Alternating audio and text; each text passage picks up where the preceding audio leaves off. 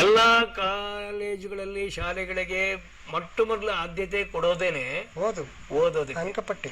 ಅಂಕಪಟ್ಟಿ. ಯಾರಾದ್ರೂ mathematics teacher ಬರ್ಲಿಲ್ಲ ಅಂದ್ರೆ ಪೇರೆಂಟ್ಸ್ ಹೋಗಿ ಕಂಪ್ಲೇಂಟ್ ಮಾಡ್ತಾರೆ.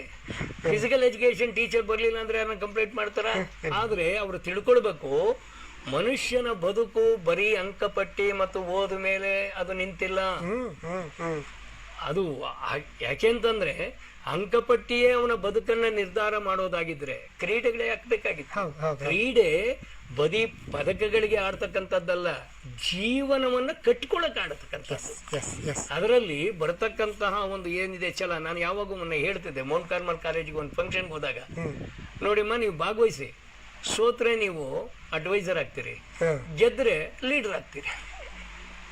ಎಲ್ಲೂ ಲಾಸ್ ಇಲ್ಲ. ನೀವು ಸೋತ್ರೂ ಕೂಡ ನಿನ್ಗೆ ಅನುಭವ ಆಯ್ತು ಯಾಕೆ ಸೋತೆ ಅಂತ. ನಾನು ಯಾಕೆ ಸೋತೆ, ನಾನು ಹೇಗೆ ಸೋತೆ ಅಂತ ಇನ್ನೊಬ್ಬನಿಗೆ ಹೇಳ್ತೀಯ, ನೋಡಿ ಹಿಂಗ್ ಓಡಬೇಡ, ನಾನು ಸೋತೋಗ್ಬಿಟ್ಟೆ, ನೀನು ಹಿಂಗ್ ಓಡುತ್ತೆ. ಗೆದ್ದೋದ್ರೆ ಏನಾಗ್ತದೆ, ಲೀಡರ್ ಆಗ್ತದೆ. ನೀವು ಕಳ್ಕೊಳ್ಳೋದಿಲ್ಲ.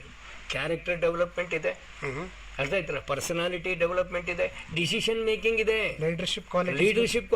ಇವತ್ತು ಪ್ಯಾಂಡಮಿಕ್ ಅಲ್ಲಿ ಬಹಳಷ್ಟು ಜನ ಏನ್ ಹೇಳ್ತಾ ಇದ್ರು, ವಾಟ್ಸಾಪ್ಗಳಿಗೆ ಎಲ್ಲಿ ನೋಡಿದ್ರು ಕೂಡ ನೀವು ಲಂಗ್ ಕೆಪಾಸಿಟಿ ಹಿಂಗುದು ಎಲ್ಲ ಇದು ಎಷ್ಟು ನಿಮಿಷ ನೀವು ಉಸಿರಾಟ ಇಟ್ಕೊಂಡಿರ್ತೀರಿ ಅಷ್ಟು ಬದುಕ್ತೀರಿ ಅಂತ. ಅದು ವಾಟ್ಸಪ್ ನೋಡ್ಕೊಂಡು ನೀವು ಉಸಿರಾಟ ಕ್ರಿಯೆ ನಡೆಸಕ್ಕಾಗುತ್ತಾ? ನೀವು ನಿಮ್ಮ ಕ್ರೀಡೆಗಳಲ್ಲಿ ಭಾಗವಹಿಸೋದ್ರ ಮುಖಾಂತರವಾಗಿ ನಿಮ್ಮ ಶಕ್ತಿ ಸಾಮರ್ಥ್ಯಗಳನ್ನ ನೀವು ಪಡ್ಕೊಳ್ಬೇಕಾಗುತ್ತೆ.